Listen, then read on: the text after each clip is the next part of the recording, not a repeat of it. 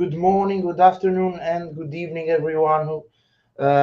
This is my first video Chelsea perspective as a host, and I'm co-hosting this with Dan. So this is a great pleasure for me. We'll make a comprehensive discussion about all things Chelsea at the moment, covering every possible topic I think, in the most meticulous way because there are a lot of things to discuss about our club at the moment. So it's a massive pleasure for me to be with Dan, one of the most knowledgeable Chelsea fans in Twitter. I have had sporadic contacts with him, but this is the first time that we have a video discussion together so we can talk more in length and see the topics with which we agree with each other and the topics where we have disagreements, because there's a beauty of debates. But without wasting more time, I'll take it to Dan to talk about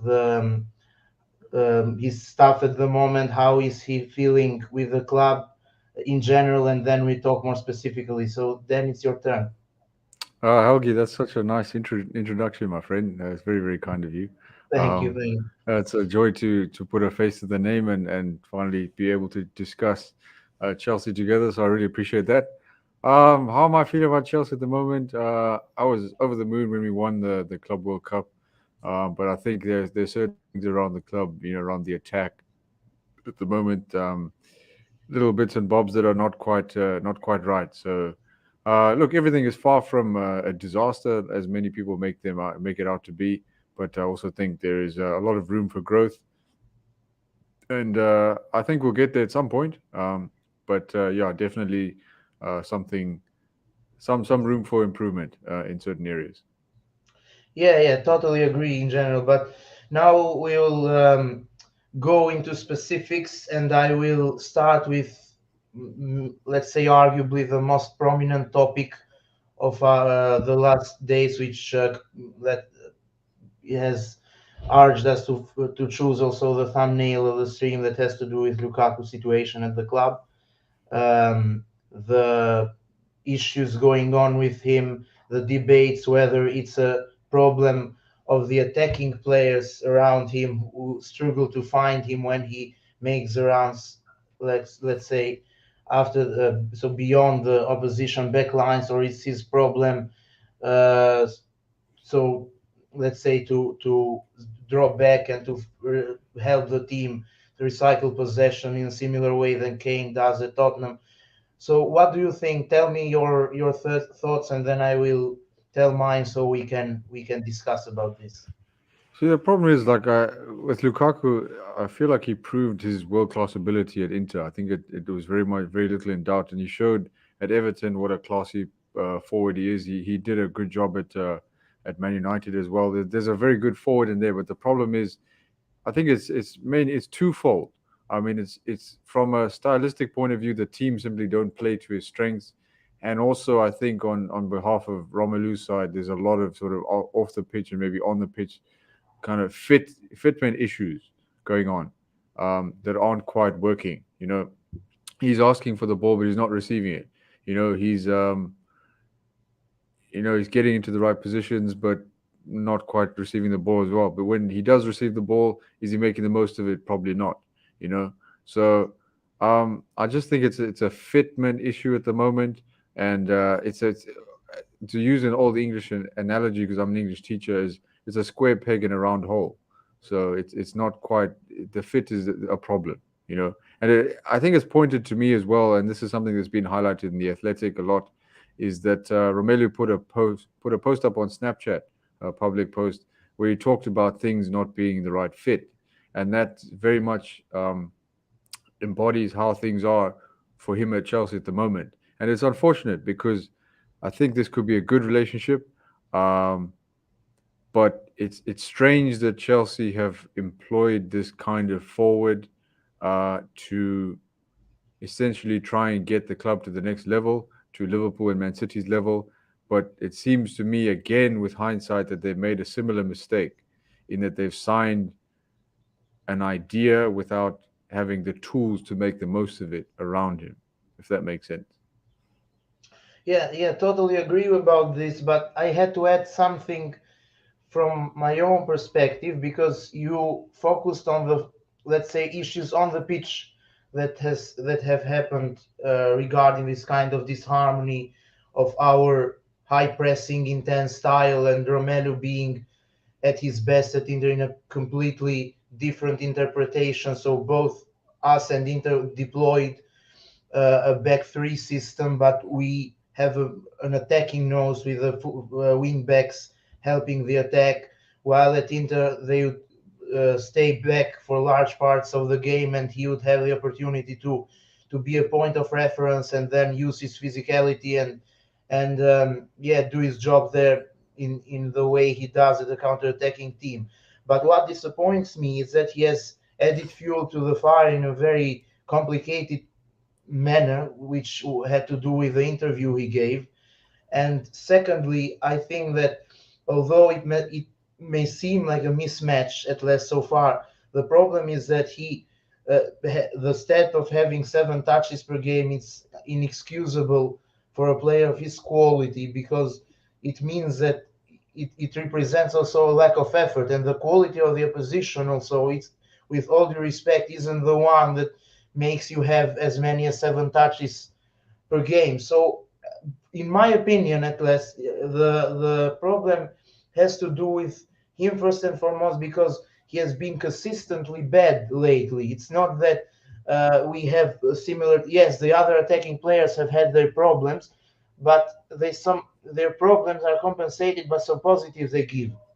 Let's say, for example, with Timo, there is the debate that he struggles to score. He struggles to have direct contributions, but he adds some of his, let's say, effort to the team. He creates space for the others, and this somewhat makes it a bit more difficult for the manager, because there are some positive. While with Romelu, the problem is that he has been consistently underwhelming, except the Club World Cup games, and this also makes me put in doubt that argument that I have come across a lot lately, that Thomas Tuchel may be forced by the board to play him, because this can happen for 3 or 4 games, but not when it becomes a consistency. And if we think that this will keep his market value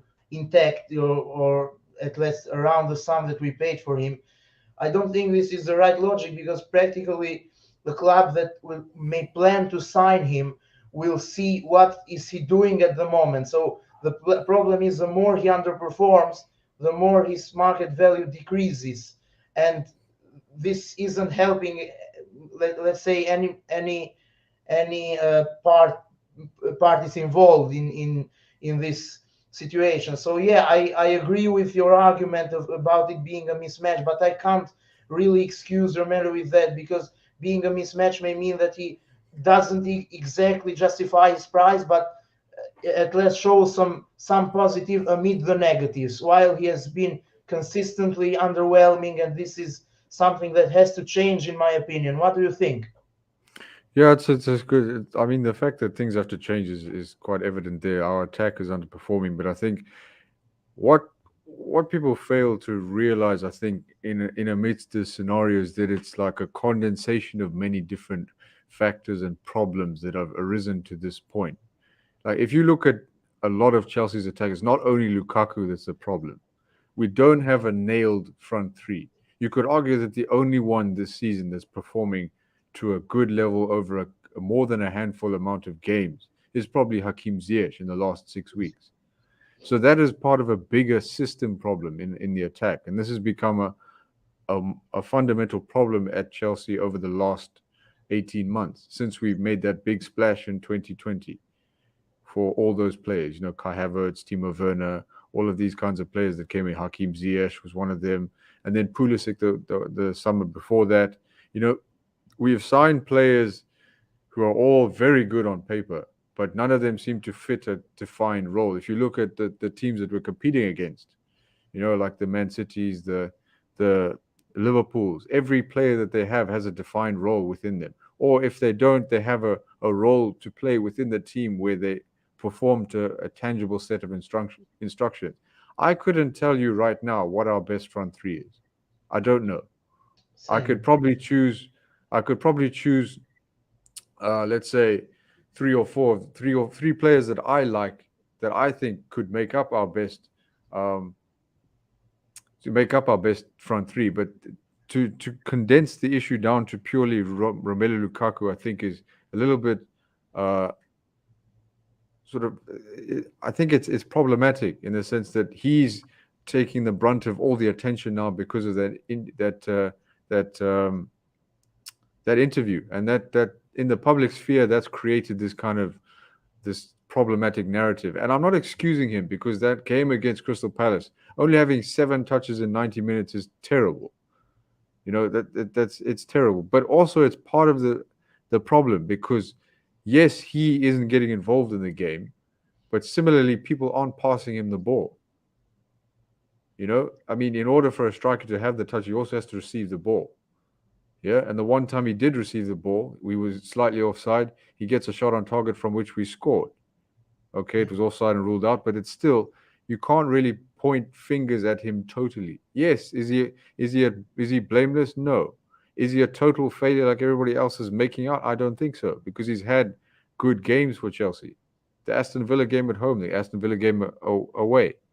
You know, the Zenit game when we won 1-0 at home.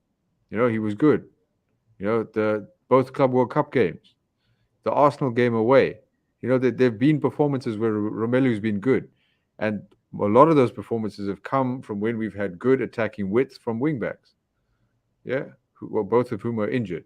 But anyway, I don't think that this is a situation that's going to have an easy solution, because in order to get the best out of Romelu Lukaku, you have to have players around him who are there to play to his strengths. He's not the kind of player who can just control paste or control copy paste into any different system and thrive.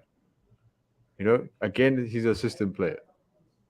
You know, so it's just, unfortunately, it's just one of those things. But as I say, to just sum up my entire argument, I don't think Lukaku is the entire problem. He is a problem, but I think our attack in a sort of bigger sphere is the major problem that we have. Yeah, I totally agree with that, because I had detached my so the order of the topics, and we will discuss it a bit later in terms of the attacking issues as a whole. Me criticizing Lukaku doesn't mean that I'm saying the others are blameless and Lukaku is totally to blame. I have never thought that, and even when I Of have course. had other opportunities to debate with people who were pointing fingers totally at Lukaku or totally at whoever specifically in our attack, I have said that it's a general problem rather than a problem which we can single out somebody for our attacking struggles. But the thing, so let's say, to be clear enough, if it was in my hand, I would keep only Mason Mount, Hakim Ziyech, and Kai for next season. I like Werner for the effort he does, but I don't think that we can carry on a lot with this discussion of which outweighs which in terms of the positives he brings and the negatives he brings. So we need quality overall, and Mount and Ziyech play consistently. Mount has problems with his finishing, but his work of the ball makes him get distinguished by the others. Hakim has proved himself, but I have always said, even so, let's say back in September, where after we lost to Juve, when everyone was saying that Ziyech should be the first one to be shown the door, I was saying that he is a sort of victim of the system rather than somebody who should be excluded altogether, because he is a typical player who has been playing as a right winger rather than an inverted forward. So somewhat this kind of playing more on the inside restricts his natural game of throwing those deliveries, sharp deliveries over the far post. So yeah, I think I totally agree with you that there is no isn't one name to blame. I will just refer to Lukaku because he was the point of our discussion first and foremost. But thank you for getting to the second topic, which has to do with the attacking issues as a whole. The only thing that we may disagree together is the fact that, if I have understood you right in this aspect, is that for me is not really a system problem, but it's a personal problem, in the sense that we create even when we play with three at the back. So I don't get so why people think that we play defensively sometimes. I don't really get that, because if you take only the three games before the new year that we draw 1-1 at home against Burnley, United, at Everton, we recorded more than 20 shots and restricted the opposition to less than 5, and still the game finished 1-1. So if it were a system problem, wouldn't it be the case of not creating enough rather than creating a lot but struggling to finish our chances consistently? Because there are three games, not one, and these issues have persisted, and there are easy chances. Remember the Hudson-Odoi one-on-one against United, against Burnley, let's say against Everton, we missed a lot of sitters. The first half could have ended 4 or 5-0 with no exaggeration, and it ended a 1-1 draw. So the system doesn't determine the number of chances we create. So it's not a problem of creating chances. Actually, we have created less with 4 at the back. But in whatever system, for example, you put a Odoi in, or whoever, Pulisic, or you can take any of them, being one-on-one with the keeper doesn't have to do with the system, and we consistently create. So I totally agree with you all in all, with the fact that the attacking problems have to do with a number of players, not only Lukaku, and I agree with that.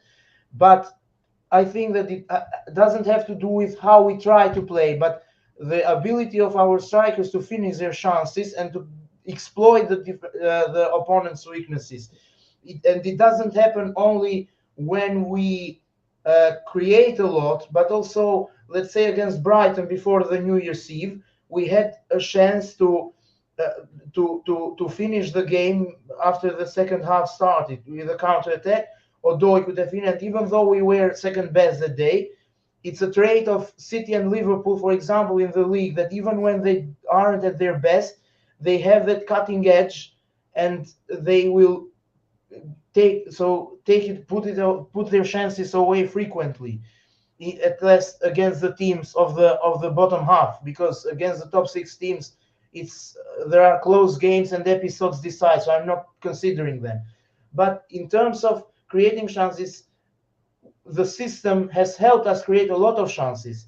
The problem is that we don't finish them well enough consistently. So yeah, to finish it, I think that it's a problem of personnel more than a problem of system. And the only way to choose this, unless something doesn't happen in the coming months, is making an attacking overall, in the sense that we need to keep those that we have, that are playing consistently, and then find potential buyers for those who don't perform well enough for Chelsea standards. Because something is to be a good player, and something else is to be a player that should be consistently good for a team which fights for everything. So that's my opinion all in all. Do you have anything to add, or should Yes, I think there's a number of issues that you raised that are very important. But the fundamental thing that I want to do, and I think I'll approach this in a few different parts. And the first thing I want to say is that, like you say, we generate a lot of chances, like in the draws against Brighton, Burnley, Everton, United. We created plenty of chances, but we don't finish. And also, I found a statistic recently where it charted the number of shots that Man City and Liverpool have taken versus how many Chelsea have taken, and they're nearly 100 ahead of us in the space of 25 games. Both of them, 100 each. Now that's part of another problem as well. We're not shooting enough. You need to, if you want to score goals, you got to shoot. And I think that's one of the problems. And Chelsea exercise this mechanism of control, and it's something you can see when you watch them, is that they're afraid to give the ball away, to play high risk, high percentage passes because they don't want to get killed in transition. Because that's where Chelsea are quite weak, is in transition. Because of the lack of physicality of someone like Jorginho, especially when Kante doesn't play with him.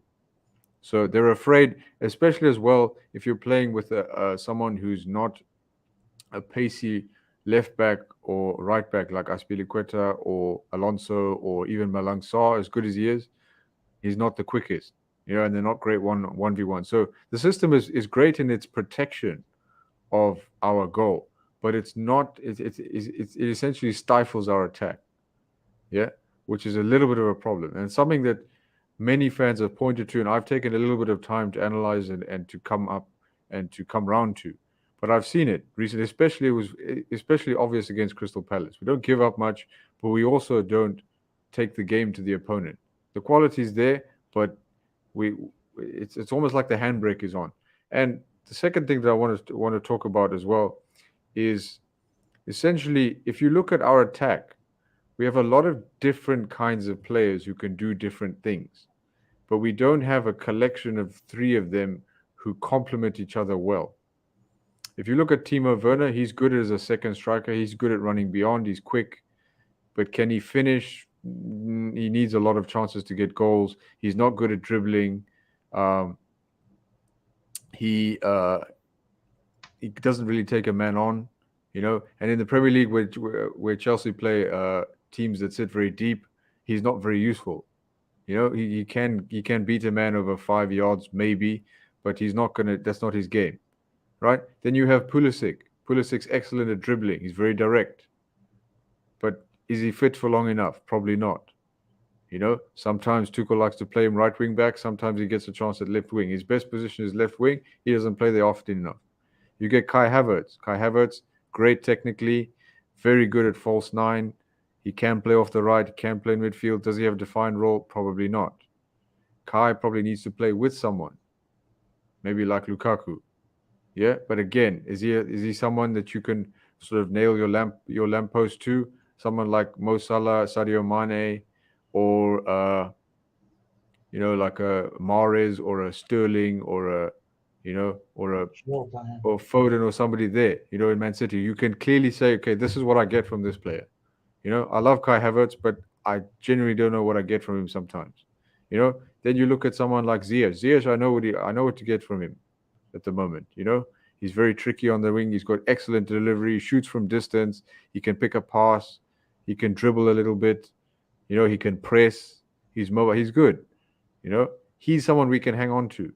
Mason Mount. I'm probably going to court a lot of controversy here, but I don't like Mason Mount as one of the front three. Am I saying he's bad at it? Absolutely not. But it's not his best position.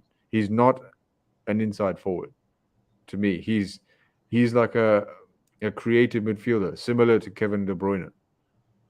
Someone similar to that. Bundles of energy, good quality delivery, can make late runs into the box, can shoot from distance, can take free kicks, corners, all those kinds of things. Very good at all of those things. But I don't like him as an inside forward, even though he has a lot of industry, So we have a lot of players of different types that don't fit the roles that they're being asked to play in, essentially. So that's what, to me, needs to be worked on in the summer. Is we need to look at the forwards that we have. There are 8 of them. And we need to say, these are the sort of responsibilities we need from each of our forwards in each of our roles. Right? Which of these 8 can fulfill that? Yeah?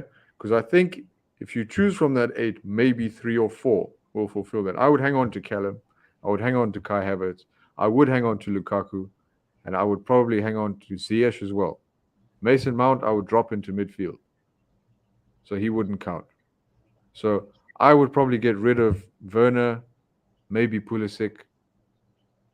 Those two. I don't think Pulisic, for one reason or another, I think he will thrive back in Germany, maybe in a less physically demanding league. I think Werner's tailored to a league with more space. You know, um, so these are the things that I think that are the problem with Chelsea's attack, in that we don't have defined roles for defined uh, for clearly defined players. We don't have profiles that fit a system. Chelsea have historically liked players who can do a job in a different system, right? Because the managers change over and over again. So they want players who can fit an abundance of different systems. But I don't think football works like that anymore. Chelsea are not going to be successful by doing that, because the two best teams in England have clearly defined systems with players who play to specific roles. So I think that's where we need to move. And that's probably my final point on our attack. Yeah. I think more or less we agree on all, but so we have moved now to the transfer sections that we'll discuss. The thing is that I meant that this. So you said that we have players that don't really fit the system, and that's why I'm saying that I'm persisting on my argument that the personnel isn't the right one, not only because of what they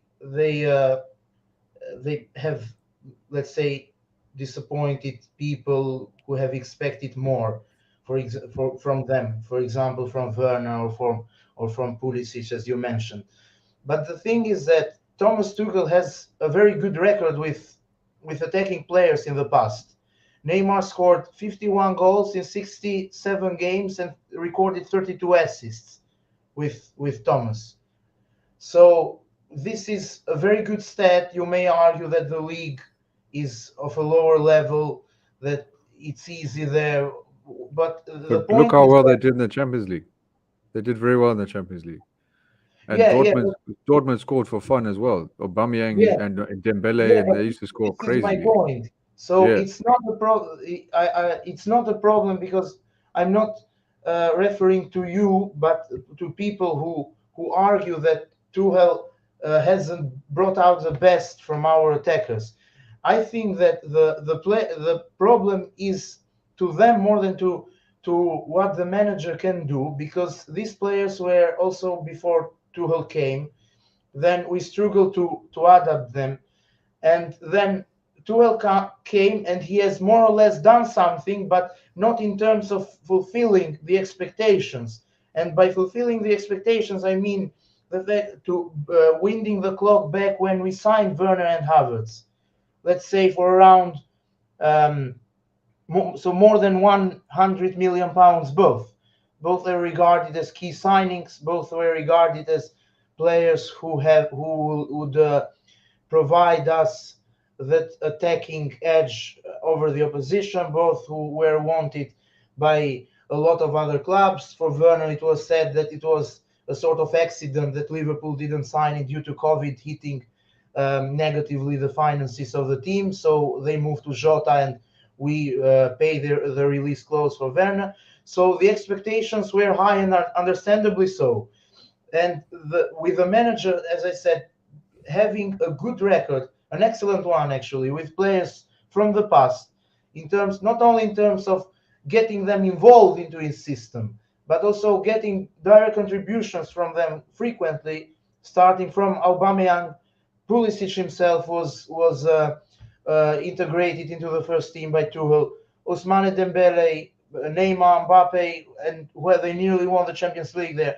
So I think that this comes down to what you are saying, and the thing is that it can be solved only with some changes in attack in the summer, unless things don't take another course of events, because we know that football is so dynamic. We are seeing what's happening with Ziyech and a lot of other precedents in football, that when we or the fans in general lose hope on a player, he unexpectedly explodes and changes their opinion for a reason or another. So my point is that this comes down to another problem that we have, and while we are in this transfer section of discussions, I think that our scouting department has problems in the sense that we make some decisions based on I wouldn't say panic, but some more instantly than needed. For example, Lukaku signing. Okay, I'm excluding it for a moment, but the the only, let's say we signed Mendy, right? So he was arguably the less flamboyant signing that we made in the summer of 2020, when everybody was thinking that was looking forward to see Werner playing, when everybody was looking forward to see Havertz playing, when everybody was, let's say, trying to devise a lot of strategies. How will they do? How many goals will they score for us? And when we signed Mendy, a player who didn't have the reputation at the time, a lot of people raised their eyebrows. They were showing comps of him. They were trying to Google his name and saying, who is this guy? Well, he ended up being one of the most intelligent players that we have had in the sense of playing consistently, and one of the most sharp signings that we have made due to Christoph Lolikon and Petr Cech scouting him for more than 2 or 3. Christoph Lolikon actually, and when Cech retired and came to the club, they scouted him furthermore together and ended up signing him. And look at his reputation right now, earned through the work he has done, of course.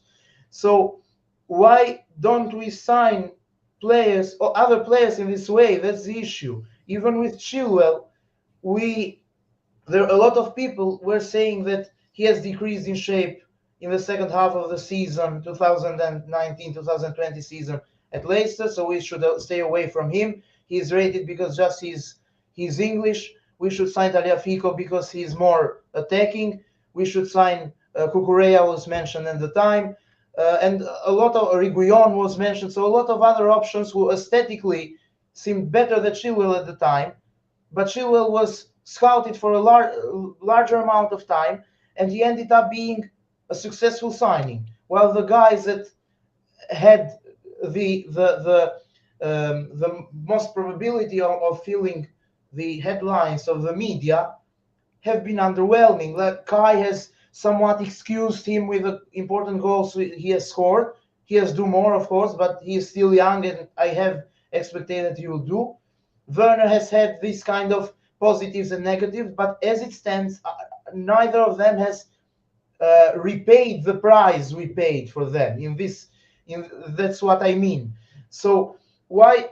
And this comes down to the fact that I think is a scouting problem in general. Because if you see City signing, I take City because that's the benchmark of the transfer strategies and the coherence that the manager has with the board. They don't even need to cut losses on players that don't fulfill their expectations, because they hardly ever sign players who perform underwhelmingly, And what intrigues me the most is the fact that City doesn't really sign finished products. So world-class players, would you think that Pep is going to take this guy and just put him in the team and we'll do the job for him? They sign quality players that have the space to evolve even more under his coaching, and they hardly ever miss. Even the two significant departures that they have made in the last few years have been Ferran Torres, and it wasn't a reason of adaptation. It was a personal reason. He wanted to leave, he left. It wasn't that he wasn't performing at City. And the second the second one is Sane, who was a quality player and was swallowed in a sense by the competition of a top club, wanted to leave and left. But neither of these two players, because these are the two I remember that have left the club after being signed for a considerable price and with high expectations, neither of them left due to failing or due to disappointing in quality. So what do you think in terms of the other positions, what kind of players should we sign, and in all the positions that it has been rumored, so center back, about the midfield, left wing, attack, and if you so what's your stance on this and on my opinion as well? Yeah, I think you raised some very, very good points there. Some excellent opinions. Lots of good opinions in the chat there. I saw Terry Louise coming up with some excellent points there. I think you raised a point that Tuchel is playing essentially the same system with four at the back. He played it at PSG that is now looking wildly successful at the likes of Ajax, City, Liverpool, and all that. So I think there's certainly scope for us to do particularly well with that with our manager. And I don't think the manager is the problem at all, and I don't think any sensible Chelsea fan will essentially hold that opinion. And I just wanted to make that clear. As I don't think this is a Tuchel problem. I think it's essentially a playing personnel problem, something that we need to essentially get over and to work out the kinks. Because as I say, we've got a lot of different problems and different people in different roles. So there you can see Terry Louise's point, and all are challenging for the title. So, like they say, they have four at the back. They have two wingers. Look at Real Madrid. They've got Vinicius, and then one of Gareth Bale or Asensio, or even potentially Mbappe. Bayern. They have three top tier wingers in Sane, Nabri, and Kingsley Coman. They also have Jamal Musiala, who can do a good job even on floating off the wing. Ajax, they got Anthony. They had David Neres before they sold him. Liverpool, of course. Um, have got their wingers now. They've got even signed Luis Diaz, and yeah, I think Terry Louise is coming up with some great points here. And like I was saying earlier, Mason Mount's not a winger. You know, Hakim Ziyech is probably a winger, but not in the purest sense. If we look at our wingers, we've got Callum Hudson-Odoi, who plays right wing back quite a lot. He's played a handful of games at left wing. Christian Pulisic the same, and he's not fit long enough for us to properly assess him. Uh, Timo Werner is not a wing. He's not a. He's never going to be a wing. He's like a second striker, withdrawn forward who can run beyond and exploit the space. He's never going to be a lone striker either. Um, so that's one to consider. Um, of course, Kai Havertz is not a winger. He's never going to be a winger. He's somebody you can build a team around. You can build wingers around Kai, and that would work well. He had Leon Bailey at Leverkusen. at Leverkusen. I think he had Diaby as well. Is a pretty good winger there. Maybe I haven't watched Diaby that often, but I think that's what we need to do. Is first of all in the summer, like you're saying with transfer, we need to sign a midfielder that enables us to play more expansively, so that we're not vulnerable in transition. Who that midfielder is, I don't know. It could be any one of uh, Declan Rice, who's probably first priority. Um, it could be Chouameni. Chouameni, could be Basuma, could be even Ndidi, somebody, whoever it is, somebody to come in to protect the back four and make us not vulnerable for in transition. You know what I would give? I would give my back teeth for John Obi Mikel to be 10 years younger, because that guy was the perfect person to play in that role. And he could pass the ball. He's very good in the tackle. He's got excellent vision, but obviously that's not going to happen. So Terry Louise needs some praise there for his knowledge. I know I read about Ihataren going back from Juve to Ajax. So that'll be a good one to watch. Tadic, I'm a big fan of Dusan Tadic. I think he's a very good player. He's come on leaps and bounds since leaving Southampton. But yeah, just going to the transfer window, I think what needs to happen is there needs to be a cohesive plan.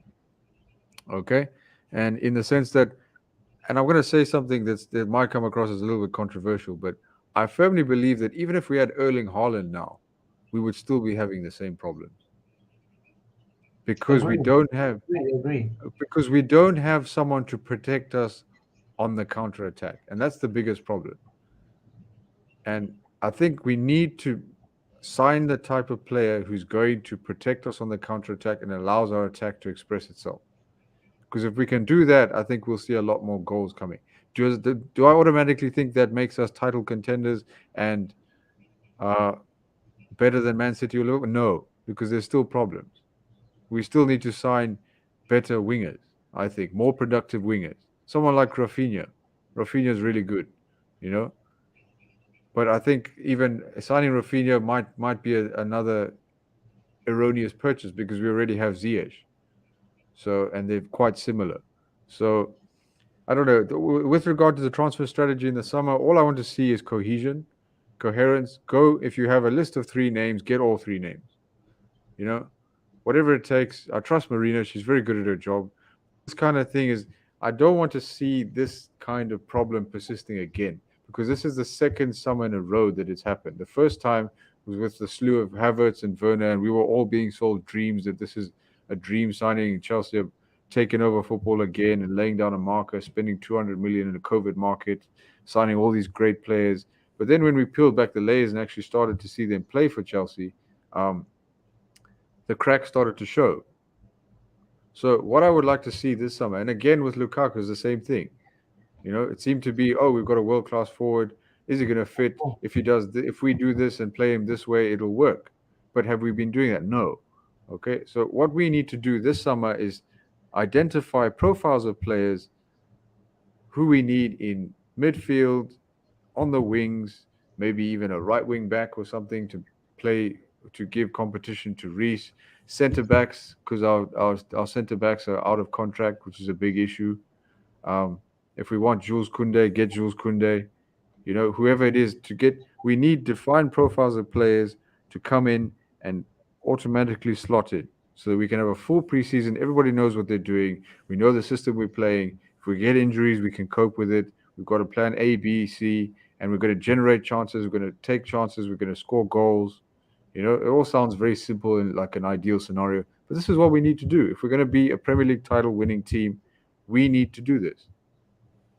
Yeah, I totally get it, and me neither. I don't have also specific names at the moment because it's a bit earlier, and knowing also our club that moves in a state of secrecy in terms of the transfer targets. So we think that we are signing somebody, and we actually sign someone else, and this is a pattern that we have followed. The thing I get your point of the importance of a defensive midfielder, or in the natural sense of it, and this is another point that underrated point actually that makes me praise Thomas Tuchel even more, because um, one of the reasons I think why we deploy the 3-4-2-1 formation frequently is that the absence of a natural number six that fits the intensity of the league, the need to have a soldier in front of the defense to help it attack to face the second balls, and especially, and also duels on the ground, which are very important, similarly to what Rodri or Fernandinho provide at City, is that Tuchel has chosen this double six setup that makes us make the two players in the pivot compensate each other or complement each other, and this is also due to Kante's universality of a player. So he's, in my opinion, he's a number 8. I don't know why people think that he's a defensive midfielder in the purest sense of it, because he's a guy He's a that box to box midfielder. yeah, exactly. So he's a player who can play in both halves, but he's very mobile, so he can come and protect also Jorginho or the defense when needed. And we have this has given us a big boost in the absence of a typical number 6. But the connection of this issue with the attacking issues has to do also with something else that I at least I have got into thinking lately, because I think that not only a defensive midfielder would totally solve it, but also we may be forced, not be forced in the purest sense of the word, but be forced due to the way football is changing and way the game is becoming a lot sophisticated. very universal. So there is no player who has a fixed position. That is leading me into thinking that if stuff with Lukaku doesn't go the way it's predicted, um, we don't even need to sign a typical number nine anymore, but should switch our focus to signing attacking players who can score goals. So, and you can see this that strategy at Liverpool, who lately signed Luis Diaz, who isn't a number nine, signed Jota, who isn't a number nine, Salah, Mane, Firmino. None of them is a number nine. Firmino actually has been transformed into some hybrid between 9 and 10, but at Hoffenheim, before signing for Liverpool, he was a typical number 9, a typical number 10, sorry. So the thing is that we wouldn't it be a good idea to sign a defensive midfield, as you say, so it make us more courageous in terms of going forward and having more protection in transition, and at the same time, so two conditions should be fulfilled: having not having a reliance on one man up front, but signing a number of attacking players uh, who can provide us what Werner or Pulisic at the moment aren't. And with a blend of these two factors, do you think that we may challenge for the league then? Yes, challenge but not win. By challenge I mean that we could challenge consistently, so we may win it or not, but not in the sense Yeah, of I possibly think even winning it. I think the gap, the fact that Man City lost to Tottenham and that Chelsea could only close the gap to 10 points tells you everything you need to know. Because I think to be a consistent team, the most important thing for me is that since October we've lost 2 games, which I think is a very important statistic. Because this is what I say: Chelsea fans on Twitter get caught into this very polarizing narrative. Either everything is fully sunny all the time, or it's just a completely overcast rainy day. Like it's either totally 100% amazing or it's a complete disaster. And that's just, it's not true. It's fundamentally false. I mean, what kind of, since probably 2016, 17, what Chelsea side have we known that's gone 4 or 5 months losing only 2 games? I mean, the fundamentals of a very good team are there. They're there. The details is what's missing. If you give us wins against Burnley, against Brighton, against Everton, against United, uh, yeah. Man United, that's 12, 13, 14 extra points. And then if you add that on to where we are now, well, maybe not 12, maybe like 8, 9, 8, 10, 12, somewhere there. Yeah, Then but we're there right are there in the also title race. the both losses against City who have affected, because you may have the draws, but suddenly win the direct game and it's a different story. Yeah, true. That's another point. And I felt as well that we were quite passive in both the City games, and that annoyed me a little bit because of the fact that I felt like we were better in the second game, but still there was a case of, and you saw the problems that we had against Palace, rear their head against City, in the sense that Lukaku had more touches, but he had one shot of note against Man City away, which Edison saved. Where he tried to bend it around the keeper from outside the box. Yeah. He had one shot. That was it. That was of note. And in games like that, where you have your star forward, they need to be peppering the goal 3, 4, 5 shots because one will go in. If Lukaku's getting 4 or 5 shots on target, one of them will go in. He is that good. The problem is he's not getting 4 or 5 shots on target. I mean, Lukaku to me has not automatically become a terrible player overnight. It's just it doesn't happen. The player that was at Inter is still there. The player that was at Everton is still there. The guy who's broken records and who's Belgium's all-time top scorer is still there. He hasn't gone anywhere. Yeah. So the thing that City and Liverpool do that is the difference with Chelsea is they play in a way that maximizes the potential for all of their players to do well. And that's not what Chelsea do at the moment. We don't play to maximize the potential of all of our players. We play the game to control it, to ensure we don't lose, and to try and find a way to exploit the opposition so that we can win. Do we play everybody off the park? No. I think we've done that probably a handful of times this season. 4 or 5, maybe 6 times. We've played the opposition off the park this season. And Chelsea have the capacity to do this. And I hope that they start to do it at some point.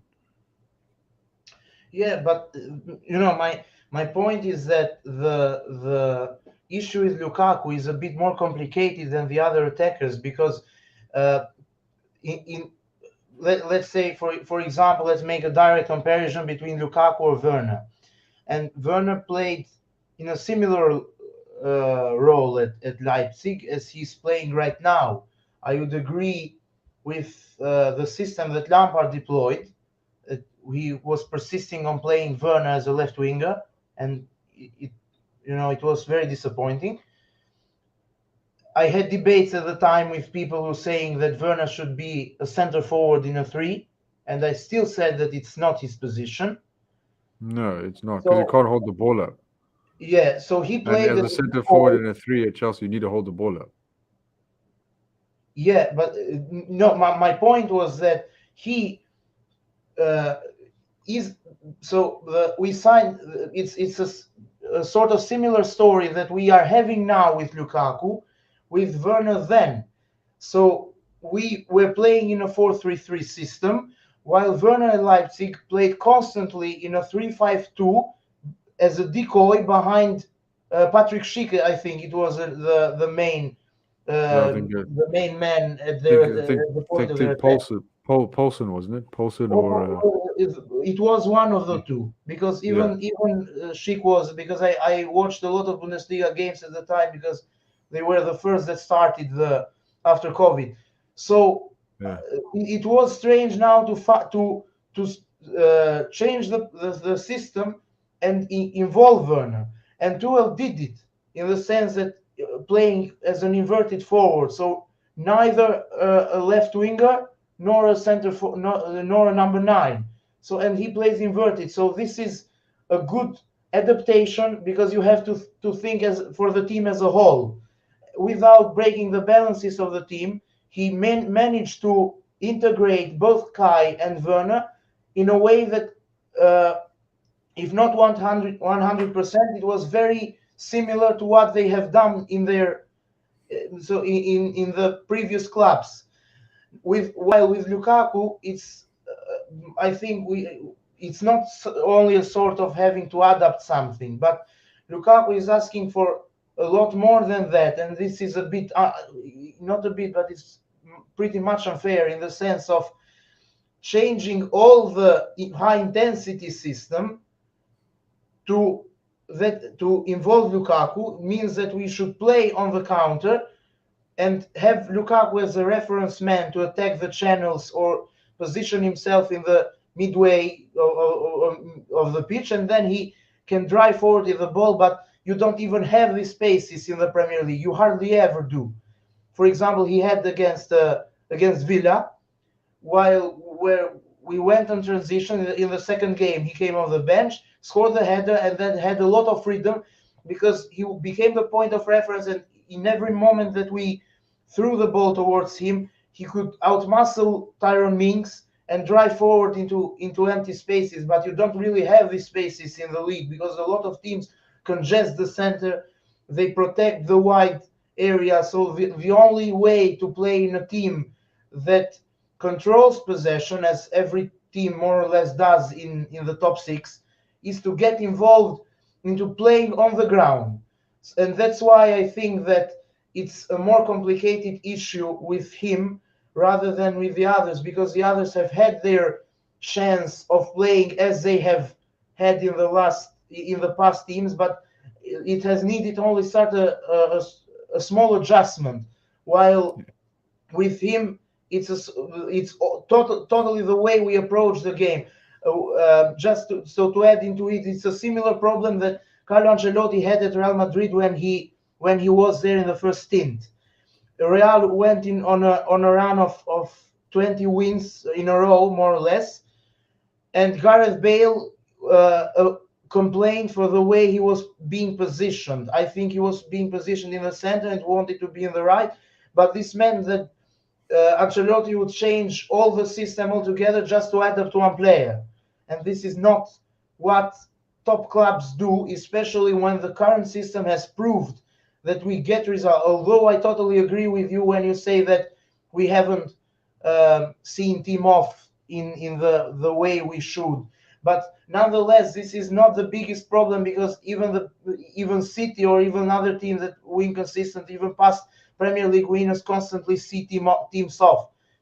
It's very important even to grind out results in difficult periods, and especially the period that we had was particularly difficult due to COVID and injuries.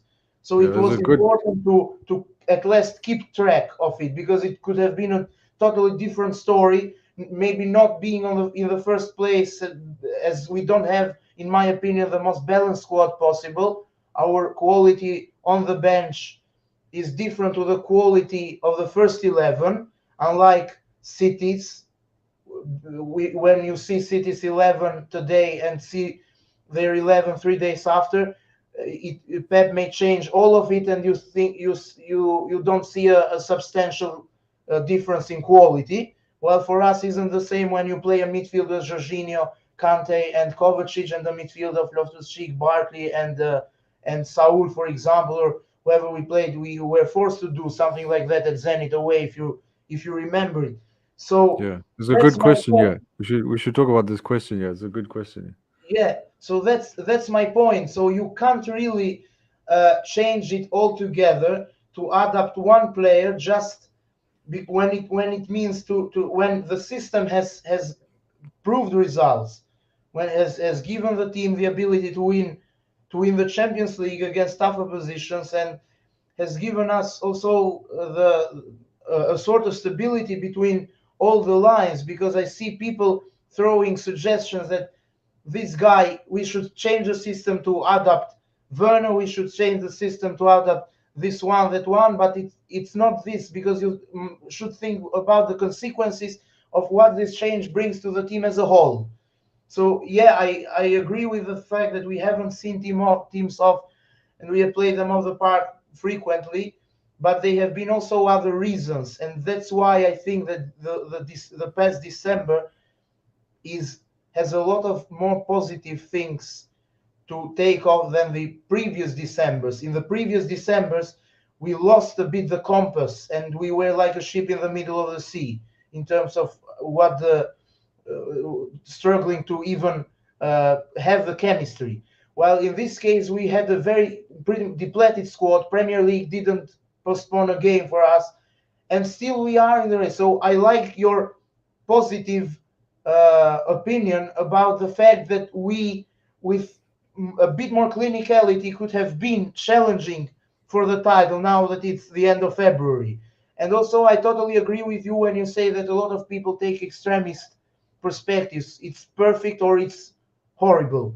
It's not this. So it may be a mixed situation. But so, what do you think about what we are talking about? So this kind of adjustment, and how do you see the issue regarding what I said about Lukaku? Is it really more difficult than the other attackers? And what we are discussing about the imbalance in the team between the bench and the first 11, because you said about the question I did the Zenit. So go on. Yeah, I think the thing is, if you sign a player for £100 million and you're hoping that he adapts to your system and you're not going to somehow adapt to him, that's a fault in recruitment. Agree. Because you don't sign £100 million player if you're not going to adapt to how he plays. I mean, what's the point? Because then that's just a failure of investment. It's like saying you have a steep driveway, right? And you buy a $250,000 Lamborghini, and you've got this big hump that you have to get over, and your Lamborghini cannot clear that hump. So you're saying, no, I'm not going to change my driveway because I bought this new car. My car must adapt it. Why? For what's the point? Why'd you buy the car then? Because you can't drive it up your driveway. You've got to smooth out the driveway. Yeah. Great So that's analogy. it. But I'd like to talk about Viola's question because um, they say, why do you think Tuchel is playing Lukaku with such regularity, even when his performances have been bad? Any pressure on him to do that? No, I don't think so, because of the fact that I think clearly that Tuchel has a very good relationship with the board, and I think that a lot of people might have come up with this problematic narrative that, um, oh, Lukaku's a board signing. Oh, they couldn't get Haaland, who Tuchel wanted, and oh, this and that. No, I think this was a collective decision to address a problem that Chelsea had last season to try and improve. Because the problem we had last season was the lack of a goal-scoring number 9 to win Chelsea games. The fact that Chelsea won the Champions League was purely down to exceptional coaching from Tuchel's part in a very good system that was designed to exploit transitional opportunities that were available off the basis of a very, very rigid and excellent defensive structure. And we had quick, nimble, excellent players who were able to do that. And I felt like in every game that Chelsea played in the Champions League on the run to the final, they were the better team. Apart from maybe the one against Porto where we lost, where games were very easy, were very even, and then I think Mehdi Taremi gets that wonderful goal. So that's probably the only one. But I don't think Tuchel is playing Lukaku in an effort to. I don't think this is kind of a board narrative. I don't think there's ever this narrative where Marina Granovskaya is picking up the phone to Thomas Tuchel to say, I need Lukaku to play this weekend because we invested £100 million in him. I just don't think that's the kind of conversation that they have, because I don't see Tuchel picking up the phone and saying, oh, Marina, I need you to negotiate this salary for this new player. I don't think this is an elite level footballing institution. And I don't think people cross paths and cross wires and tell other people how to do their jobs. I don't think that's the case. I genuinely think that Tuchel is essentially trying to play Lukaku out of this problem, but I think that they're going about it the wrong way, because I think there's an old football analogy in the sense that you've got to play yourself out of bad form. But that's all well and good, and I'll keep coming back to this. It's all well and good to try and get Lukaku to play himself out of bad form, but you can't help him do that if he's not getting the ball. How is he supposed to play himself out of bad form if he doesn't receive any passes, if he doesn't get many shots on goal? On Saturday against Crystal Palace, he had 7 touches. How many shots on goal did he have? 1, which was offside. So this is the point. Is okay. Yes, did he have a poor game? I think definitely he did. Okay, and Vignes has a good point here, saying can't keep blaming Lukaku for what's happening. Slow build up and lack of crosses into box makes Lukaku dreadful. Not asking TT to change the system, but to try to something that benefits both parties. Spot on point there. Very, very good point. This is what we need to do. We need our attacking players to involve Lukaku more in the game. We need Lukaku to take more impetus as well. He's not blameless in this scenario. He needs to, rather than shouting and screaming at his teammates, he needs to come deep, get involved in the play, drift wide. Show what you did at Inter. Try and run at the left centre back or the left back. Drift right. That's what he did well against Inter. Then you can have, if he's playing with Kai can drop into the hole there. Interchange of positions, work on those attacking combinations. Those are the kinds of things. And I disagree with Mikhail there, I have to say. I don't think TT's giving Lukaku a rope to hang himself either. I don't think you have £100 million player and hanging him out to dry. I think it's a situation where there's certain things that aren't working, and we're trying to play a certain way to get ourselves through a certain period, right? So that we don't lose games, we don't give things away. But also, I think you've got to, something that people are probably not cognizant of, is the fact that we have been competing in 5 different competitions. And that has its own demands on players. We've battled COVID, we've battled a lot of injuries and all sorts of differing circumstances. So I don't think it's easy to pick the same team and get everything working all at the same time. Because if you look at the story of our season, our best players haven't been fit the entire time. So that's something as well to consider. Terry Louise saying, we got out of the group without the system. We lost to Porto. far too many draws, including cups. I think he's talking about this season. I would agree with that in terms of the draws in the Premier League. There are too many draws, but that again to me comes down to the fact that there aren't enough. There aren't enough goals being scored, not enough shots being taken, not enough chances being created, and things like that. So A is saying there it's 4D chess from Tuchel. If Lukaku performs, it serves Chelsea and Tuchel. If he doesn't, then he gets sold, and Tuchel can have someone to blame. Smart guy, I suppose that's a little bit of a cynical view, but Conspiracy. nonetheless, probably true. But yeah, I don't think there's anybody at Chelsea who's willing Lukaku to fail. Um, but I just think a lot more work needs to be done, essentially, to integrate him. And there's one point that I don't know if anybody's really talking about, um, in the sense that Lukaku arrived relatively late in the transfer window. I think it was well into August, so he didn't have a full preseason with Chelsea. So that's often something that helps players adapt well to a system, especially, and it helps coaches adapt well to players as well. To have more time on the training pitch to figure things out, to come up with solutions, to plan. I don't think it helped Lukaku getting COVID and getting injured as well. And of course, then we add on the interview. I mean, it's been a bit of a mess on the on the on and off the pitch. So just Mikhail, one last thing, I'll deal with Mikhail's question, and I'll put it back to you, Helgi.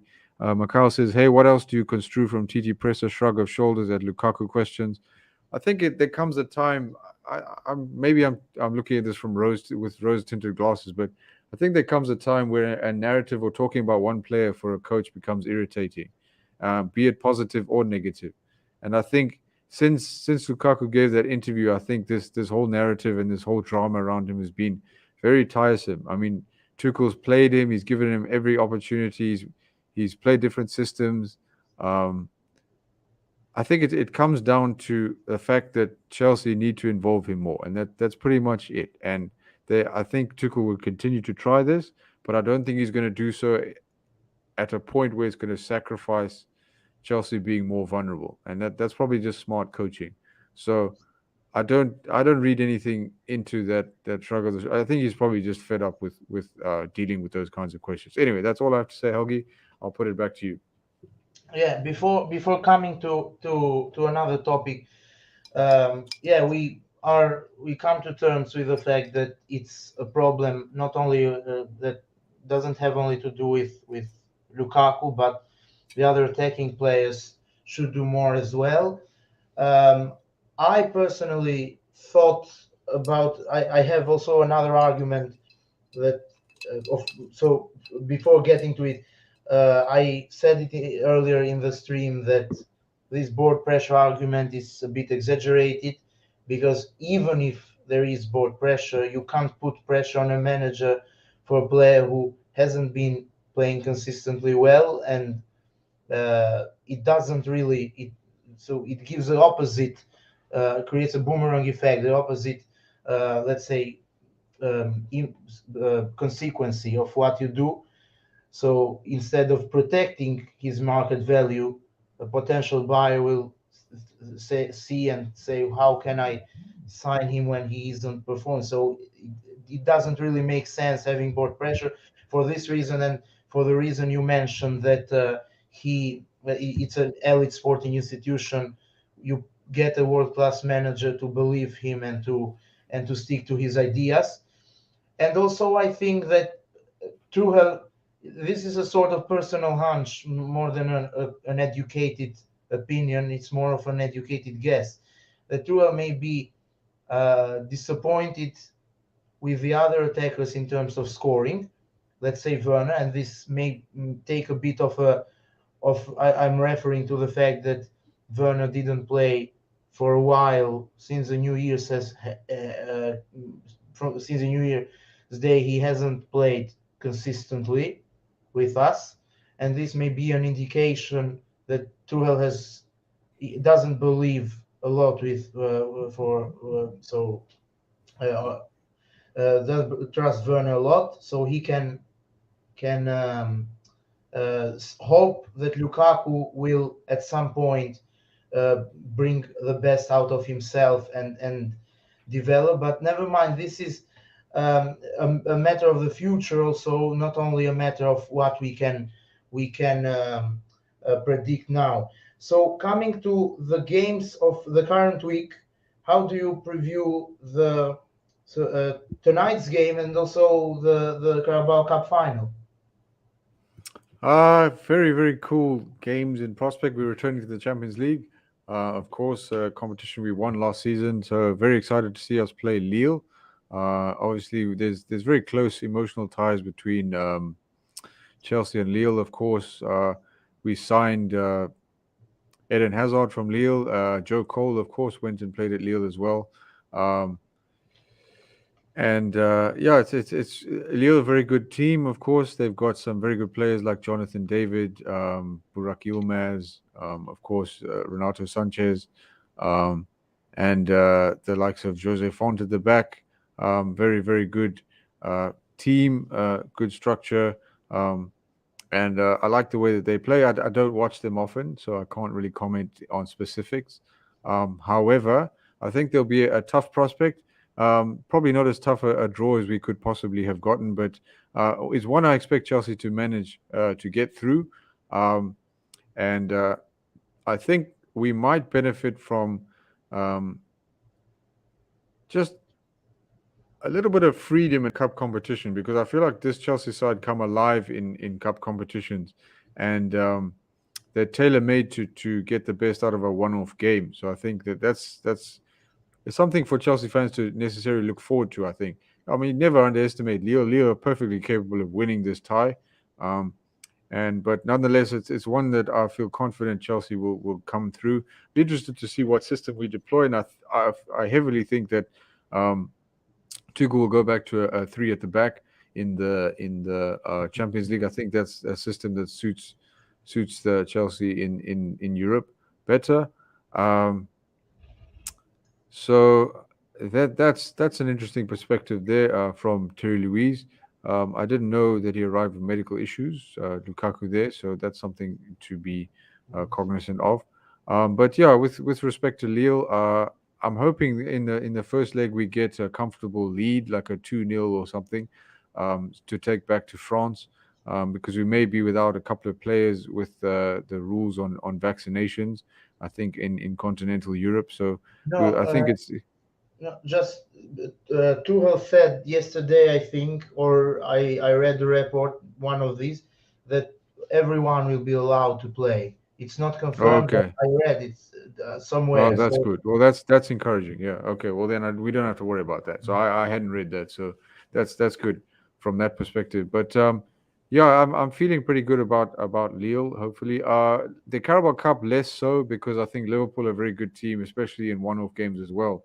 I mean, last season they got well beaten by Real Madrid, but they navigated their way to the Champions League quarterfinals quite easily. Um, they did very well to get there, and I thought they were in with a good shot of making the semis in the final. So I think against Liverpool in the Carabao Cup final, that's the final that I probably would. I don't know. It's strange because I prefer to play a bigger an opponent that you sort of expected not to win against in the final. I mean, if we played Arsenal, I think all the pressure would have been on us to win the game. I think Chelsea tend to do better when we play against teams that are the favorites, because I think Liverpool are favorites for the Carabao Cup on Sunday. But nevertheless, I think Chelsea can have every confidence because they have played Liverpool twice this season and not lost to them, and they've shown a good ability to deal with their dangerous players like Sadio Mane and Mo Salah. But now, of course, they've got Jota and Luis Diaz to think about. But I think that'll be a very, very good game. And if Chelsea can win that game, that'll be a very big confidence boost, because of the fact that uh, then they will have beaten both Liverpool and Man City in a major final. So I think for the players' confidence, um, in terms of building towards a league title challenge, that's something to take into it. Okay, can we beat these guys over the course of the season? Hey, look, we've beaten them both in a cup final already. So I that, we that have bet Liverpool in 2005. Yeah, we beat them in 2005. Yeah, but I mean, just this current squad of players, like in Yeah, terms but of it beating. would be two finals in a so 2 seasons in a row that you beat Liverpool and City in two different finals. So yeah, I Yeah, totally agree that with would be good there. Yeah. I think there's a question there for you, Helgi, as well. yeah, I would answer now. My point is not play. I actually said the opposite. That there are a lot of players at us that when they play out of their position, actually should have said not possession. They struggle to create, but it's a problem that the team should find a balance between some players and others. Because, for example, if you accommodate Ziyech in a four, you uh, show problems to you provide problems to yourself, problems of accommodation with the others. So you may accommodate Ziyech, for example, but you struggle then to accommodate both Germans who are better, who are let's say fitter in a three at the back system behind the long striker. So it's not about creating chances. My biggest issue, at the moment is finishing chances, and I stick to my point that as long as we have created a lot, we as long as we have created the problem is only on finishing the chances. And as Dan said, there are 5 competitions in which we are in, so this isn't a something to be dismissed, to act dismissively towards. So it's not easy, but yeah, that's my point on this. The other topic, and actually that we had to discuss, is the Club World Cup final. Uh, a historical day for the club in the sense of winning it all. What how do you think about it, and most importantly about the kind of, for me, childish discussions that have had to do with the importance of the trophy, which for me have been exaggerated by bitter people. It's my opinion. But when people say that you need 2 games to win every trophy is a trophy, actually, first and foremost, in my opinion. Even the League Cup is very important because it's what embodies the values of the club, is fighting for everything. And Thomas Tuchel said it brilliantly before the Super Cup game against Villarreal, that if the players take it as a preseason game, I would be very angry and disappointed, in his pre-match interview. So that's the mentality. It encapsulates it, it summarizes it perfectly. And when people come and say the Club World Cup isn't the trophy of a considerable magnitude, I feel very, very appalled, in the sense of the fact that they judge it formally. Formally, you need 2 games to win it, but practically you need 15 games to win it. So Exactly. my point is that, how do you think about this kind of discussions? How big of a success it is for the club? How did you feel about the match preparations during the games, both against Al Hilal and Palmeiras? Everything you have to tell about the success of the club in Abu Dhabi. Yeah, go ahead. I think just to condense your opinion, or to sort of add on to your Saying, opinion in I the was sense. asking Helgi your question. Do you have any other topic, or is this the final topic? Because Dan has to leave. If this is the final topic, he rounds the show off for us. If not, when he leaves, you and I can continue for a little bit. No, I have actually may have another one, because I'm spontaneously acting also Okay. in terms of Okay. the Let comment. Dan go ahead. Let So Dan let go ahead them with finish, the answer and to your question. yeah. Oh, good. So I just think the Club World Cup. I mean, you've got to perform over a course of a series of games. You've got to perform over a 38 game Premier League season in order to qualify for the top four to make the Champions League. Then, when you're in the Champions League, you've got to perform over 13 games to win the competition. Then, in the Club World Cup, you've got to perform over 2 games to win that tournament. So, if you add all that together, that's about 50 odd games that you need to perform across in order to become Club World Cup champions. And it doesn't happen to every team. Arsenal have never been there. Spurs have never been there. Man City have never been there. That's just in an English context. You've got other like Atletico Madrid, never been there. Players, teams like that. There's big clubs in Europe that have never gone to this tournament, let alone won it. So I mean, my point of view from the Club World Cup is I think it was a trophy that I really wanted Chelsea to win, and I'm very glad that they did win it. Same. And I think the issues with the trophy, with the format of the competition, with the way that the European team and the South American team enter in the semi-finals, the fact that the Asian champions, the African champions have to go through a quarterfinal first.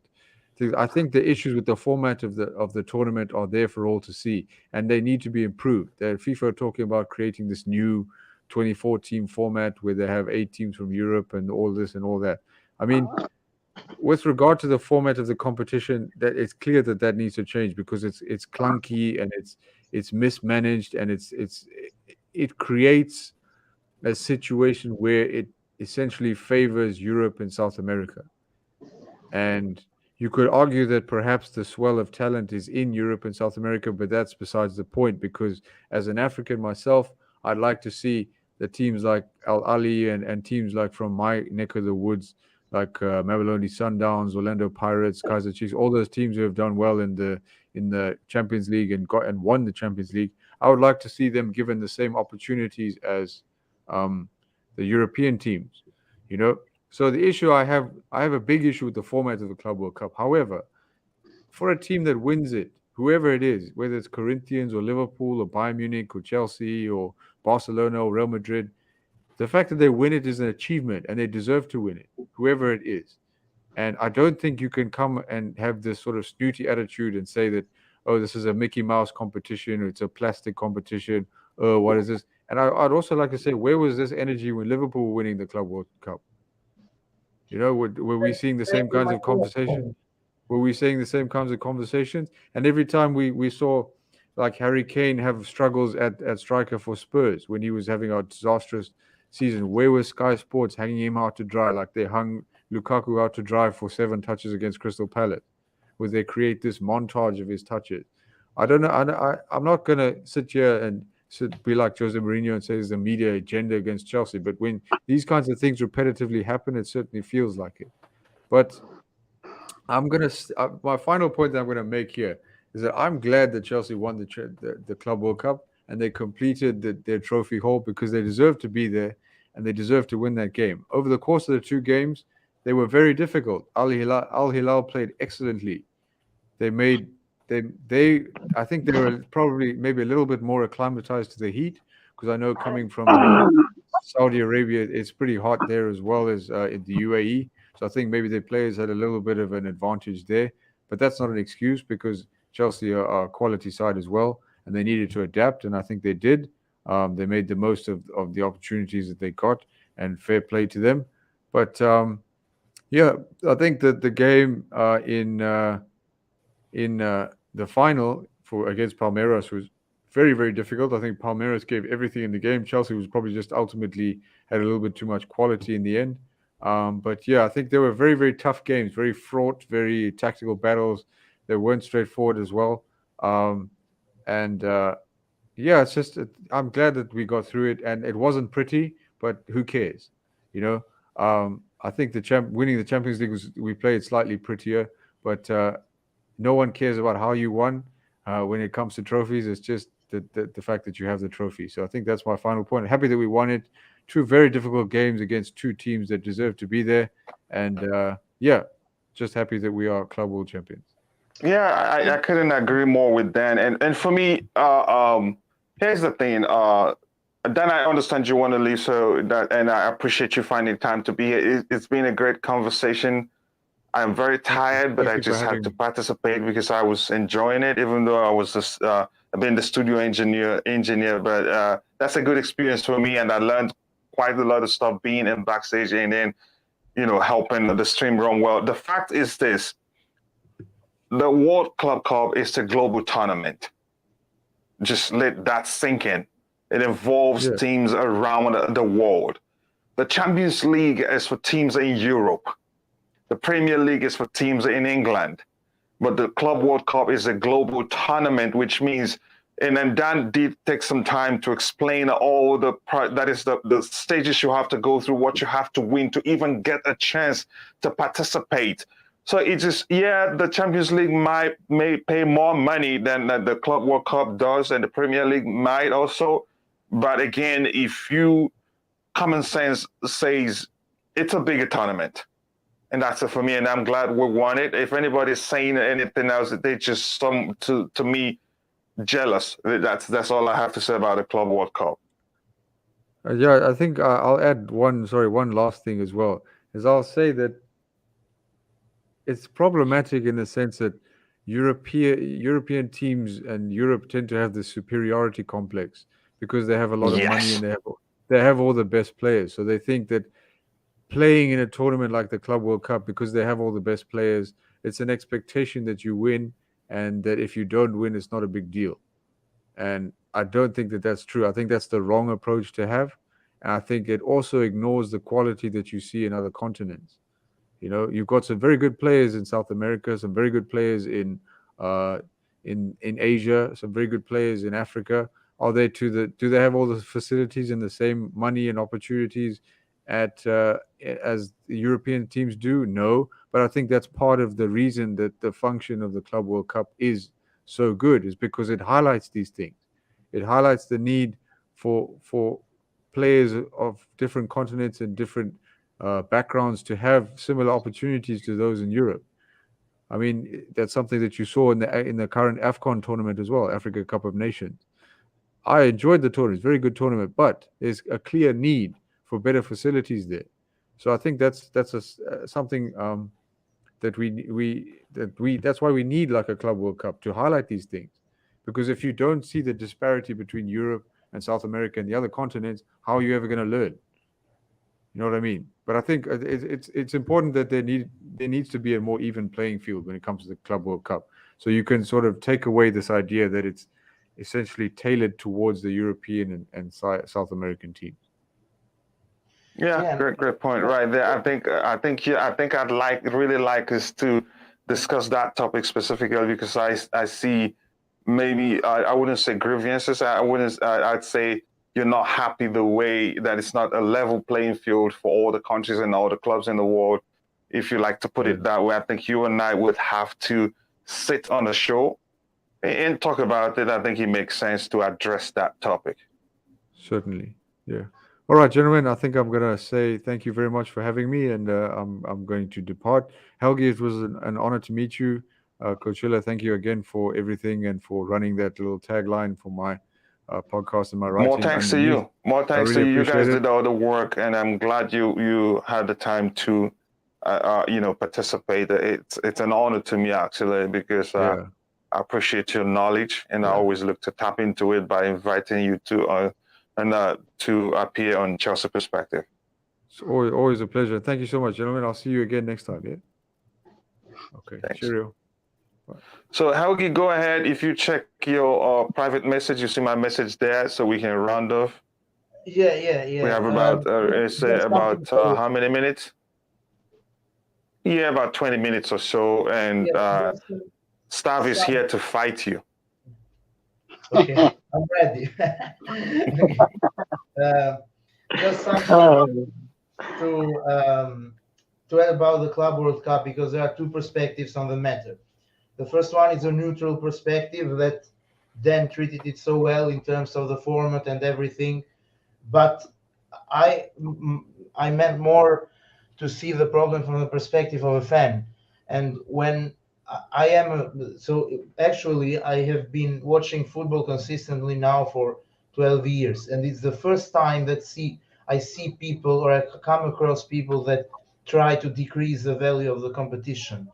When Liverpool won it 2 years ago, it was a totally different story, and this, for some may be annoying. For me, is enjoyable in the sense that success is a matter of dualism between winning and making your fans proud, and on one side, and on the other side, making your haters or those who criticize you, not constructively but through bitterness, carry on with what they are doing. So Craig Burnley and other people who were trying to um, give their opinions in such a strange way, I would say, in the most formal way of expressing myself, is just another reason to make the success more enjoyable and to prove it,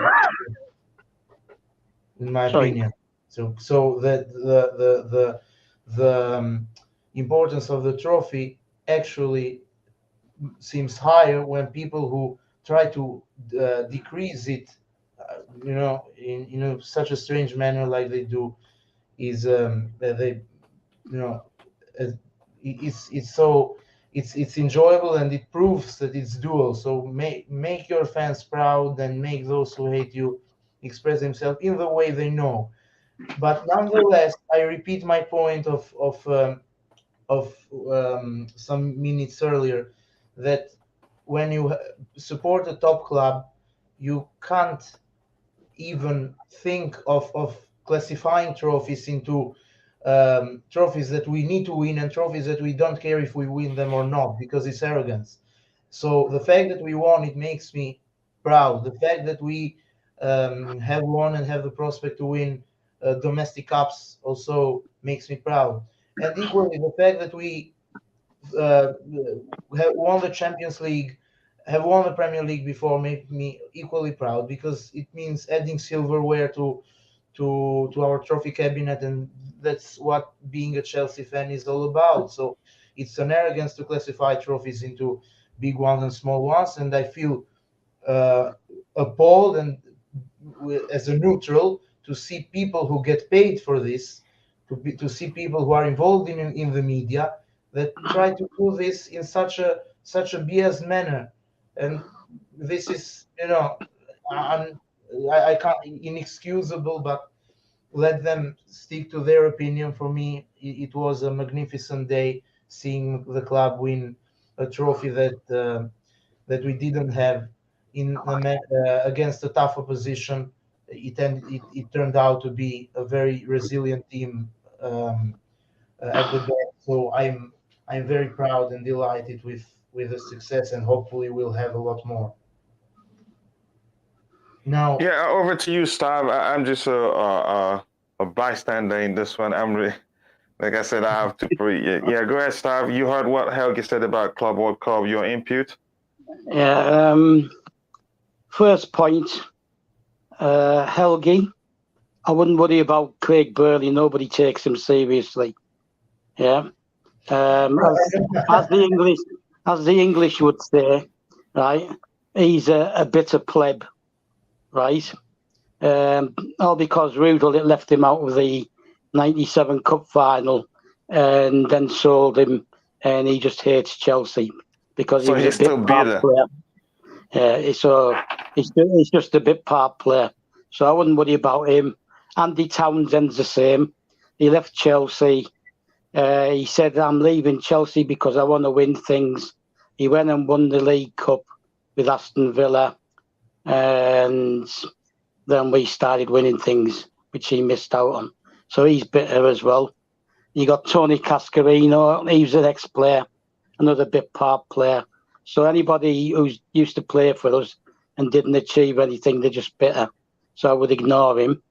With regards to the media in general, what you have to understand about the British media is that the majority of them are either Liverpool, Man United, or Man City and Arsenal fans, right? The media are predominantly based in the northwest. That's where most of the offices are. So with regards to Sky, I've said it before and I'll repeat it again. They used to be our broadcast partners, and then they made the mistake of going and saying we'd signed Robinho when we hadn't, and there was a big fallout over it. what happened was they broadcast that the idiot who was at the time running the online club shop went and started advertising Robinho shirts the same evening, and there was fallout over that and criticism. So the Sky thing goes back a long time. But what I will say is, I want to address the thing about the Lukaku interview, right? That interview was in... Helgi, you ready? It's your fight, not mine. I'll get to things, right? That interview, Helgi, was in the possession of Sky Sports Italia for 3 weeks. They didn't even feel the need to make a big deal out of it themselves, right? Then Romano went and broke out the story regarding the interview. Simon Phillips and Matt Law, who were both quite well known for Chelsea stories. I'm sure you've heard of them both. They questioned Romano and they said, "Are you sure you've got this correct with regards to the translation?" Because Romano translated it himself, right? And he insisted that he had, but when they did their own translations, he hadn't, right? And it was wrong. So then, because of Romano, Sky Sports UK decided, oh, here's a chance. Let's attack Chelsea. We'll ask Sky Italia for it, and they got it. And now they put it on in 3 or 4 parts, and I watched them all, right?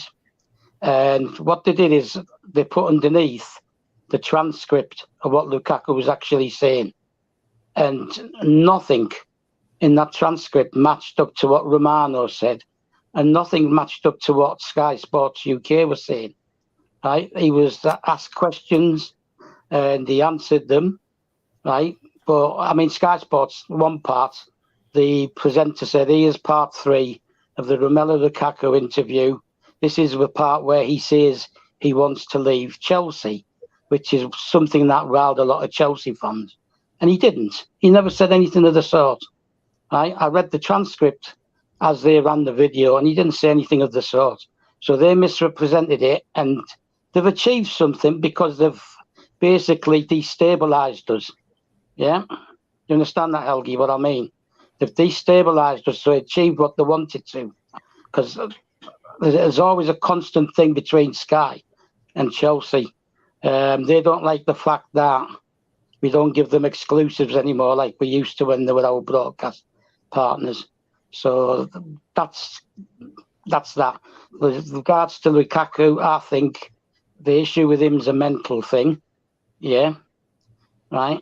He's reached a stage where he goes out on the pitch and I don't think he actually wants to be there, right? But obviously if he's going out, he's going to, because that's what he's paid to do.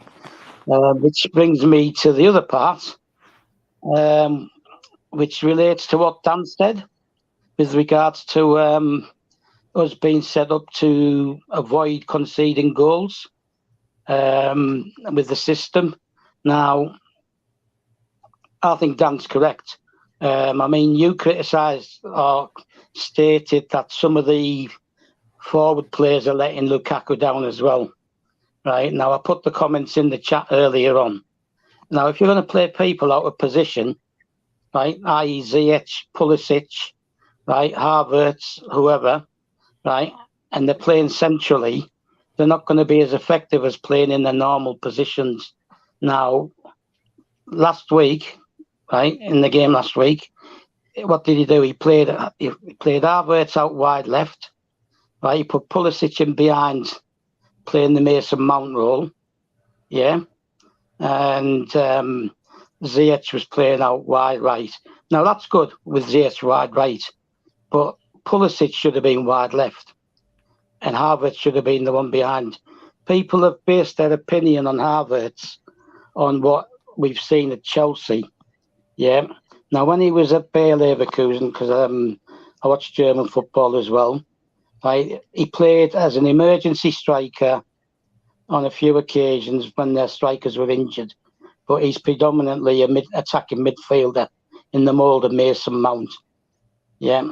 And similar to Frank Lampard, the difference is with Frank Lampard is he had Drogba to hold up the ball and bring him in, or we had the wingers who were playing wide, who were getting the ball to Drogba, and then Drogba would feed Lampard arriving late, or even Essien or Ballack, whoever was playing in those positions.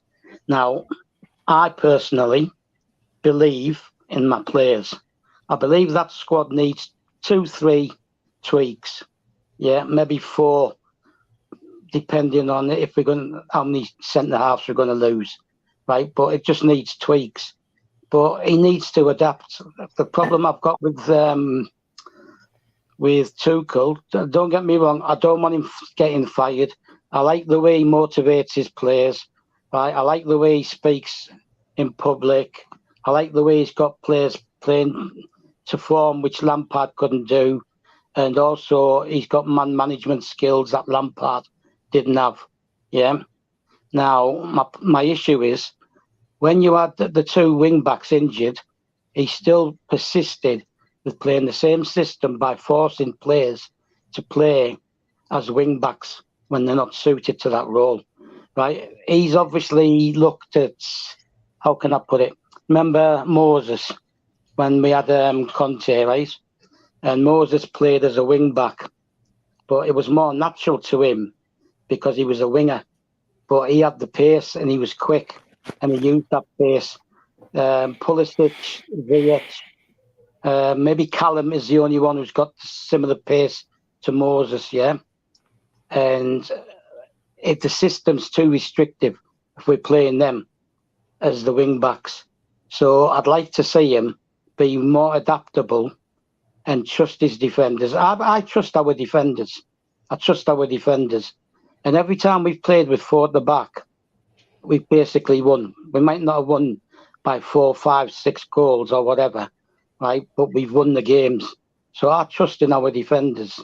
The only issue is, and this will wind up Kachilla, is that I don't believe that Jorginho, is strong enough, quick enough, and I don't think he reads the game well enough to be playing that anchor, the number 6.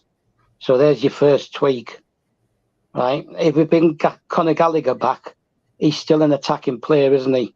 He's more attacking than an anchor, so we need to buy an anchor, right? We're going to need to buy 1, possibly 2 centre halves. So you think Gallagher can anchor the team very well? No, I'm saying he's an attacking midfielder, isn't he?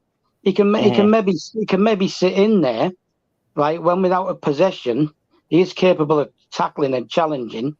But I'd rather Gilmore anchor than Gallagher. I think I need Gallagher. I'd like to see Gallagher further forward. Yeah, but the thing is that's not Gilmore's natural game either.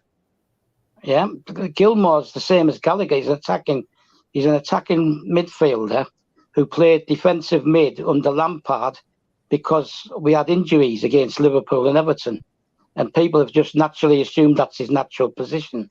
Yeah. Now, when we lost to Arsenal 2-1, right, the better player of the 2 was Gilmore, but he took Gilmore off and he left Jorginho on because he wanted to have that anchor. So he sees Jorginho as the anchor man rather than Gilmore, right? But for me, Gilmore has got a better forward pass. He moves the ball around a bit quicker. He's got more vision. I keep waiting to see these passes from Jorginho. And progresses the ball very well, better than Jorginho. I have to accept that. Yeah, right. And if you watch the Liverpool game, the through ball by Henderson, which put Salah through? I think it was Salah he put through, right? And that was quite a long ball. And he threaded it through a couple of defenders to get it there, right? I don't see that from Jorginho. He's either overhitting or underhitting. He plays the ball too far forward, yeah? But you could maybe get away with that if you've got a winger who can come from wide and try and get on the end of it. But because everybody's playing centrally, if he overhits the ball, you're not going to get anybody on the end of them balls. Yeah. So I want to see our wingers playing as wingers, right? So We need- yeah, Not So, as wing backs, not as Yeah. number eights, but as wingers, right? And the thing is, Man City and Liverpool both do that. They play with four at Yeah. the back, but you got Trent Arnold, or whatever his name is, getting forward. You got Walker gets forward for City, right? So the full backs are still getting forward. They don't have to be in a wing back position. I get that. That's more a protective thing. He expects them to track back and stop the wingers and the full backs of the other team getting forward, right? And that's where we suddenly have an issue, right, with Alonso, because he doesn't do that. He doesn't get back, right? He doesn't read the situation. So, and then if Yeah. you're playing a winger on the other side, the same thing's going to happen. I mean, Callum's all right because he tracks back. Ziyech has proven he can do it as well. Gets back and chases people back, and he'll press and everything, right? For me, if we're going to get the best out of Ziyech, he needs to play out wide. Otherwise, it's pointless. If you're not going to use your wingers, sell them and buy 2 number 8s if you want to stick to that system. Helgi, what I'm Yeah, trying to say is... and again, it if you needs- and Helgi can check the chat, because and if I'm not available, Helgi might not be able. He might not be able to get us out. But Stav, that's why I wanted you to come on, because you've addressed so much in the show. And Helgi, is your show, so you have like 2 minutes to round us, so I can go help my boys get ready for school. And before I give it over to you to round off your show, and Stav, again, more importantly, you know why I had to invite you in, because I have access to you and I know you're very knowledgeable, that you help us understand some stuff there. Peter Moore, if you haven't, please like the stream and also subscribe to the channel if you haven't. And please, hopefully you'll join us earlier next time. And every day we have a show called Blue Morning. It starts 11 a.m. UK, and it's a very, very interesting and good show. I think you'd like to witness it. Go ahead, Helgi. Just something to conclude. I won't go long. Respect staff's elaboration and everything on the topic, but the thing is, what I disagree is the fact that, first of all, about Lukaku, I understand Italian in a moderate level, and when the interview from Sky Italia appeared, I gave it a read myself, and although there were parts that didn't match from different translations, the fact is that Lukaku shouldn't have said the things he did, despite the way of interpretation, because he talked about other clubs when coming to the team that just won the Champions League. I would be very fine if he had given an interview, apologized to Inter fans, and saying, I'm professional, I will do my job here. And in this way, he would have done his thing for not having the relationship with the Inter fans. Helgi, he did say that. He did say that. When he was asked, right, about the system, he said that it's different from what he's used to, right? He said, and it's up to him as a professional to adapt to it. He never criticized the system, right? It's all down to interpretation, right, and understanding of the English language. That's why I kept saying the concept. That's why Helgi, I have just about 2 minutes, because if I'm not here. Why should he deleted his Twitter account 3 weeks He shouldn't before? He shouldn't have done the interview. Period. He shouldn't have done the interview. Exactly. So you guys can agree that the truth is Lukaku shouldn't have done the interview in the first place. Not without the club's permission. Exactly. And then again, I think we should look beyond the interview, because if you pay attention to it, what he said actually isn't that much different from what Jorginho said about Manchester City. It's almost the same thing. It is just with a slight difference that Jorginho would have been cautious with his own. How he said he still like to play on no difference. It's no different from what Hazard exactly. said when he left. So it's just interpretation. Right? So Helgi, can we round off now, please? I know it's your show today. I have to go because I have to go in 2 minutes. I have to help my boys prepare for school. The thing is that he gave an interview which was without the knowledge of even his agent, who some days before the interview was released, said that he is very happy here. And when the interview got released, I think it was one day after the Brighton game when he scored, everyone was amazed by the fact that he had said that I was.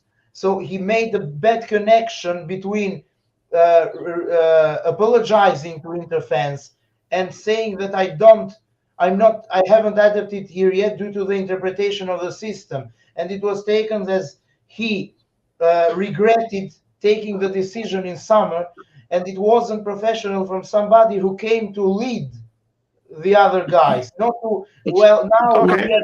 We are okay, see what will happen, Helgi. See what will happen, because I don't want my boys to be late to school. I think we have to host another show. I don't think, Stav, I don't know if there's been a show where that interview is broken down and discussed in details. We'll talk, and you and I, Helgi, will also talk. If we need to get the transcript, break it down, we will do that. But I have to go help my boys prepare for school. Unfortunately, if we keep talking, and if I leave, I would have said, okay, let me leave and let Helgi continue so that you guys can slug it out on the panel. Then Helgi will not be able to shut off the stream because he doesn't have access to the admin panel yet. And it's been a great show. Honestly, Helgi, you did a great job, you and Dan, and I appreciate Stav coming on. He always has a great input, and that's why I always like to have him around. And this brother here, Tobago, says Chelsea 2, Leo 0. I'm saying 3-0. And I think I forgot what Stav says. Stav, what score do you expect? 2-0. 2-0. What do you expect, Helgi? I think 3-0 would be ideal. I hope that it will be 3-0. All right. And again, I'll plan with you and Stav. Maybe we need to go into that interview in detail so that we can put it behind us and understand really, because it doesn't seem like some people.